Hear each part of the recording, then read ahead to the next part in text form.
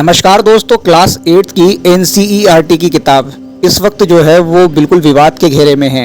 NCERT के जो director है दिनेश प्रसाद सकलानी, उन्होंने अभी हाल ही में सुप्रीम कोर्ट से माफी मांगी है। लाखों की तादाद में जो किताबें छाप दी गई थी, अब उनको भी सीज कर लिया गया है। अब ये जो मुद्दा है वो एनसीईआरटी बनाम न्यायपालिका हो चुका है। तो आइए जानते हैं पूरा मसला क्या है, पूरा मुद्दा क्या है। तो नमस्कार दोस्तों, मेरा नाम है अनिल कुमार जाटा और जुड़ चुके हैं आप इन्फॉर्मेटिव एवरीथिंग से। तो असल में हुआ यूं है कि ये जो एनसीईआरटी है, तो सबसे पहले मैं आपको एनसीईआरटी के बारे में बता देता हूँ। एनसीईआरटी जो है वो हमारे देश की सरकारी संस्था है, जो कि एक तरीके से देखा जाए तो बुक पब्लिशर है, यानी कि ये बुक छापती है कुल मिलाकर। यही एनसीईआरटी जो है वो फर्स्ट से लेकर 12th तक बच्चों को क्या पढ़ाया जाएगा, क्या नहीं पढ़ाया जाएगा, किस क्लास में कितना पाठ्यक्रम पढ़ाया जाएगा, किस हिसाब से पढ़ाया जाएगा, सब यही संस्था डिसाइड करती है। तो आइए अब जान लेते हैं विवाद की मुख्य जड़ को। तो हुआ यूं कि 24 फरवरी के दिन एनसीईआरटी ने अपनी 8th क्लास की जो सिलेबस है एसएसटी का, उसको जो है अपडेट किया। तो उसी किताब के सिविक्स वाले पोर्शन में एक टॉपिक आता है करप्शन इन जुडिशरी, यानी कि भ्रष्टाचार न्यायपालिकाओं में।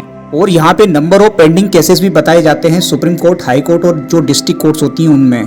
कुल मिलाकर के 5 करोड़ से ज्यादा केसेस पेंडिंग बताए गए हैं। और सबसे ज्यादा चुभने वाली बात जो कही गई वो ये थी कि करप्शन होता है जुडिशरी में भी, यानी कि जो न्यायपालिकाएं होती हैं उसमें भी बड़े पैमाने पे करप्शन देखने को मिलते हैं। और जो सबसे ज्यादा भ्रष्टाचार यानी कि जो करप्शन बताया गया है वो डिस्ट्रिक्ट कोर्ट यानी सबऑर्डिनेट कोर्ट में बताया गया। भारत के उच्चतम न्यायालय यानी सुप्रीम कोर्ट ने आर्टिकल 129 यानी अनुच्छेद 129 का हवाला देकर कहा कि ये तो कंडेम ऑफ कोर्ट है, यानी कि कोर्ट की एक तरीके से बदनामी है, यानी ये कोर्ट की इंसल्ट है, अवहेलना है। इसी घटना पे प्रतिक्रिया करते हुए सुप्रीम कोर्ट ने ये निर्देश जारी किए कि एनसीईआरटी को ये जो सिलेबस का पोर्शन है ये बदलना पड़ेगा या फिर इसको दोबारा से लिखना होगा। इतना ही नहीं, एनसीईआरटी को अपने इस करे धरे पर माफी भी मांगनी होगी कोर्ट से। हालांकि अब ये जो टॉपिक है करप्शन इन द जुडिशरी, इससे डिलीट कर दिया गया है और अब जो एनसीईआरटी है अब दोबारा से इस चैप्टर को लिखेगी। अब बात कर लेते हैं कि जो बातें बोली गई थी क्या वो वास्तव में सही थी। इस पूरे मुद्दे पर यदि मैं कोई प्रतिक्रिया दूं तो भाई मेरी नजर से तो मैं आपको एक बात बता देता हूं कि एनसीईआरटी ने जो कुछ भी किया था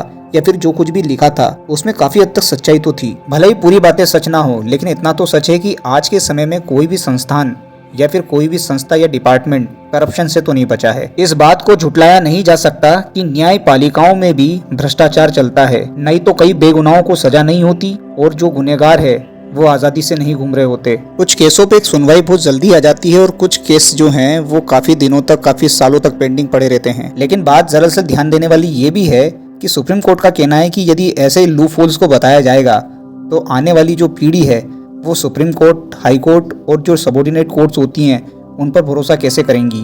न्यायपालिकाओं का आधार ही होता है भरोसा। यदि ये भरोसा समाप्त हो गया जुडिशरी से तो जनता जो है वो कहाँ जाएगी न्याय पाने के लिए। तो सच बात कहूँ तो ये वाली बात भी ध्यान देने वाली है। न्यायपालिकाओं में भ्रष्टाचार जैसे जो मुद्दे होते हैं ये काफी ज्यादा संवेदनशील होते हैं, यानी सेंसिटिव होते हैं।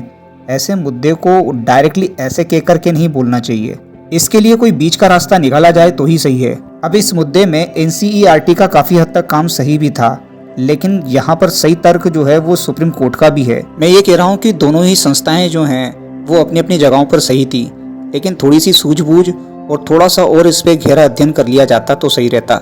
न्यायपालिकाओं की बातें भी काफी हद तक सटीक लगी, क्योंकि उनका कहना है कि उनके पास कोई पुलिस तो होती नहीं है अपनी बातों को मनवाने के लिए। उनका तो पूरा की पूरा काम विश्वास के आधार पर ही टिका हुआ है।